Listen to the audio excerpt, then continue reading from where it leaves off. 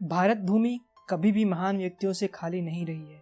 इस मिट्टी में एक से बढ़कर एक हस्तियों ने जन्म लिया है।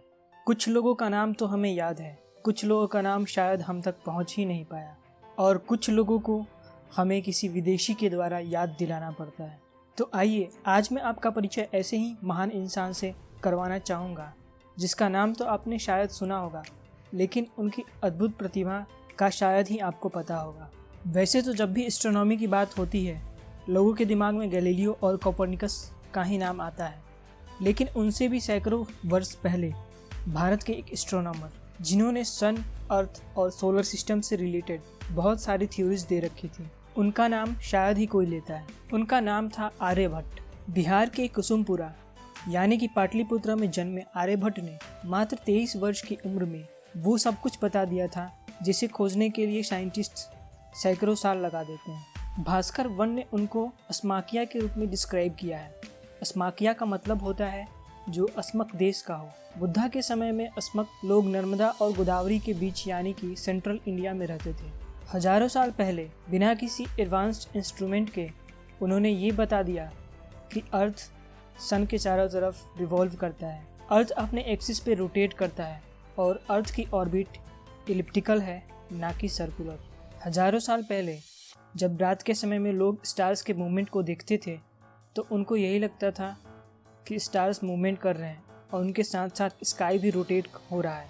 लेकिन आर्यभट्ट ने ये बता दिया कि ऐसा बिल्कुल भी नहीं होता। ऐसा बस इसलिए प्रतीत होता है क्योंकि अर्थ अपने एक्सिस पर रोटेट करती है और अर्थ के रोटेशन के कारण स्टार्स के रिलेटिव मोशंस अपीयर होते हैं, और इसी कारण से लोगों को ये लगता था कि स्टार्स मूवमेंट कर रहे हैं और हम रुके हुए हैं। ठीक वैसे ही जैसे कि कोई बोट में आगे की तरफ जाता है और उसको रुकी हुई चीज़ पीछे की तरफ जाती हुई दिखती है, चाहे सोलर इक्लिप्स हो या लूनार इक्लिप्स।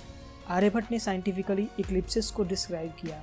आर्यभट्ट ने ये भी बताया कि चाहे मून हो या प्लैनेट्स, सभी सनलाइट के रिफ्लेक्शन के द्वारा शाइन करते हैं। आर्यभट्ट का कैलकुलेशन इतना स्ट्रॉन्ग और एक्यूरेट था कि उन्होंने बिना किसी एडवांस्ड इंस्ट्रूमेंट के हेल्प के बहुत सारी थ्योरीज दे दी, और जब कई वर्षों के बाद उन कैलकुलेशंस को चेक किया गया तो या तो वो एग्जैक्ट निकले या बहुत ही माइन्यूट सा डिफरेंस देखने को मिला। एग्जाम्पल के लिए देखा जाए तो आर्यभट्ट ने अर्थ का जो रोटेशनल ड्यूरेशन निकाला था वो 23 आवर्स 56 मिनट्स 4.1 सेकेंड था, और actual duration 23 hours 56 minutes and 4.091 second है। इसी से पता चलता है कि उनके कैलकुलेशंस कितने एक्यूरेट और एग्जैक्ट थे।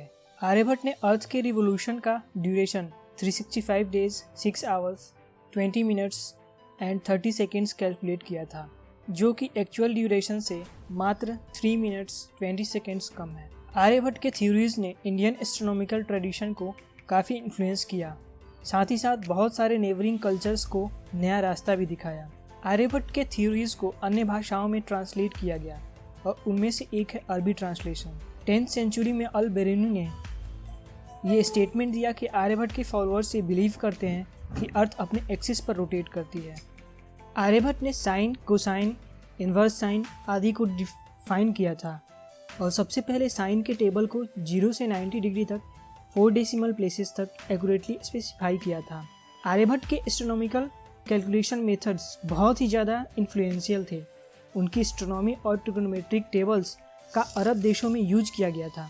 एक पॉसिबिलिटी ये हो सकती है कि उस समय कोई अरब देश से यहाँ नालंदा यूनिवर्सिटी में पढ़ने आया हो और बाद में उसी को अरब देश में इम्प्लीमेंट किया हो। चूँकि आर्यभट्ट नालंदा यूनिवर्सिटी के हेड थे तो उनसे सीखकर वहाँ अरब देश में इम्प्लीमेंट किया गया हो, ऐसा एक पॉसिबल रीज़न हो सकता है। क्योंकि एक जगह की शिक्षा को दूसरी जगह इम्प्लीमेंट किया जाता था और आज भी किया जाता है, हो सकता है तब भी वैसा ही हुआ हो। जो कैलेंडर आर्यभट्ट ने दिया वो भारत में यूज किया जाने लगा, और ईरान, अफगानिस्तान में आज भी जो नेशनल कैलेंडर हैं जिनको जलाली कैलेंडर बोला जाता है, उनके डेट्स भी आर्यभट्ट के एक्चुअल कैलेंडर्स के डेट्स हैं।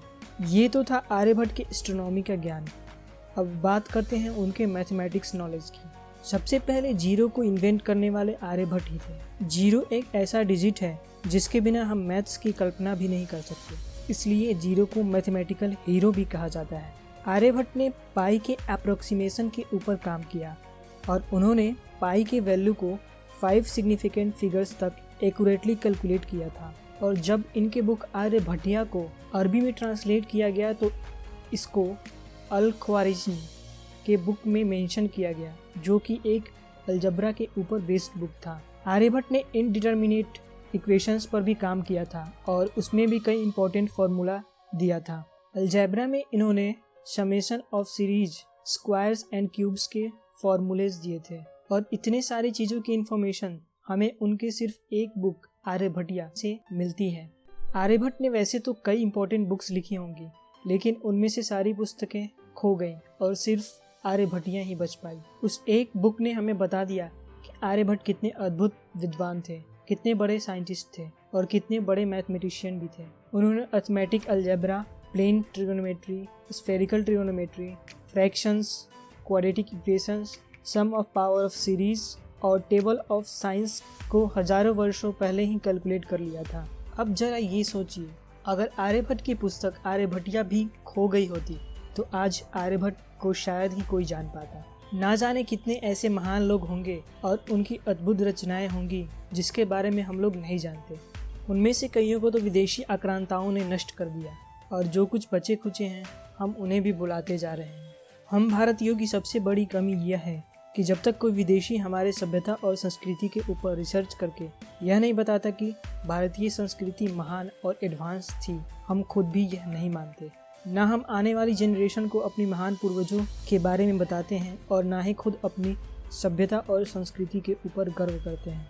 हम करते हैं तो सिर्फ एक काम, पश्चिमी सभ्यता का कॉपी पेस्ट।